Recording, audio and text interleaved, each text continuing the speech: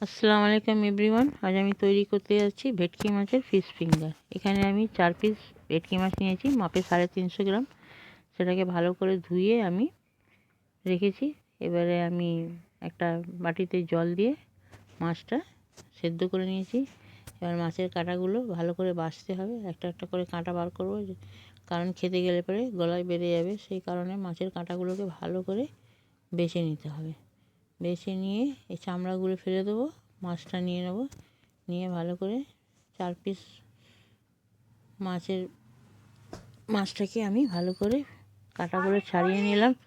ছাড়িয়ে নিয়ে এবার আমি এখানে একটা মশলা তৈরি করব। আমি একটা ছোটো ননস্টিক কড়া বসিয়েছি গ্যাসে। এখানে 1 চামচ তেল দিয়েছি, দিয়ে তাতে আমি আদা কুচি দিয়েছি, দিয়ে কাঁচা লঙ্কা কুচি দিয়েছি, দিয়ে তাকে একটু নাড়াচাড়া করে এবার আমি 2টো মিডিয়াম সাইজের পেঁয়াজ এখানে একদম মিহি কুচি করে আদাতে ছেড়ে দিয়েছি।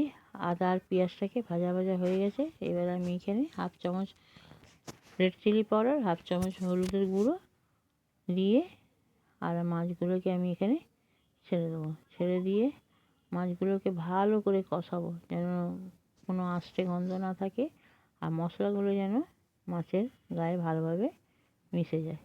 দেখুন মাছটাকে কেমন নাড়াচাড়া করতে হচ্ছে, যাতে এতে কোনো জল না থাকে। এবার মাছটা নাড়াচাড়া হয়ে গেলে এখানে আমি 2 পিস পাউরুটি, সেটাকে কুচিয়ে ভালো করে ছোটো ছোটো করে পিস করে আমি মাছের সঙ্গে দিয়ে দেবো। এখানে কিন্তু কোনো জলের ব্যবহার করব না, জল দিলে পরে নষ্ট হয়ে যাবে। এবার আমি পাউরুটি আর মাছের মিশ্রণটাকে ভালো করে দুটোকে মিক্স করব। মিক্স করে যেন পাউরুটি আর মাছগুলো সব একসঙ্গে মিশে যায়। এখানে স্বাদ মতো লবণ দিলাম, অল্প একটু গরম মশলার গুঁড়ো দেবো, আর এখানে কোচানো ধনে পাতা দেবো অল্প অল্প করে সব দেবো। দিয়ে ভালো করে এবার মিশ্রণটাকে দেখুন কেমনভাবে নাড়াচাড়া করছি, সেরকম ভালো করে মিশ্রণটাকে ওপর নিচ করে নাড়াচাড়া করতে হবে। আরও ভালো করে নাড়াচাড়া করবো যেন মশলাটা এবার পাউরুটির গায়েতে সব মিশে যায়। এবার দেখুন এখানে আমার পুরটা তৈরি হয়ে গেছে। এবার আমি সেটাকে ঠান্ডা করতে দেবো। এখানে আমি 3 চামচ কর্নফ্লাওয়ার নিয়েছি, 1/2 চামচ গোলমরিচের গুঁড়ো, স্বাদ মতো লবণ দিয়ে এটাকে ভালো করে শুকনো প্রথম মিক্স করে নেবো। মিক্স করে অল্প অল্প জল দিয়ে আমি একটা ব্যাটার তৈরি করব। এখানে অল্প অল্প করে জল দেবো, বেশি জল দিলে পরে পাতলা হয়ে যাবে, তাহলে আমার ব্যাটারটা ঠিক হবে না। এবার আমি দেখুন অল্প অল্প করে জল দিচ্ছি, দিয়ে মিশ্রণটাকে গোলাটাকে আমি তৈরি করব। ব্যাটারটা ভালো করে মেশাতে হবে। এবার হাতে তেল নিয়ে, পুরটা আমার ঠান্ডা হয়ে গেছে, হাতে তেল নেব, নিয়ে 2 হাতে তেলটা ভালো করে গ্রিস করে এখান থেকে একটু একটু পোষণগুলো নেবো, নিয়ে একটা ফিঙ্গারের আকার দেব। যত মানুষের আঙুল যেরকম হয় সেরকমভাবে একটা ফিঙ্গারের আকার দেবো, দিয়ে এটাকে আমি তৈরি করব। দেখুন আমার কত সুন্দর ফিঙ্গারের মতো তৈরি হয়েছে। এটা আর একটা নেব, নিয়ে এইরকম করে তৈরি করব এইগুলো। দিয়ে দেখুন অল্প অল্প করে একটা পাতিলেবুর আকারের মিশ্রণটা নেব, নিয়ে তাকে হাতে 2 হাত দিয়ে তালুতে দিয়ে ঘষে এরকম করে আমি ফিঙ্গারগুলো তৈরি করব। এবার আমি একটা করে ফিঙ্গার এতে চোবাবো আর কর্নফ্লাওয়ারের গোলাতে চুবিয়ে।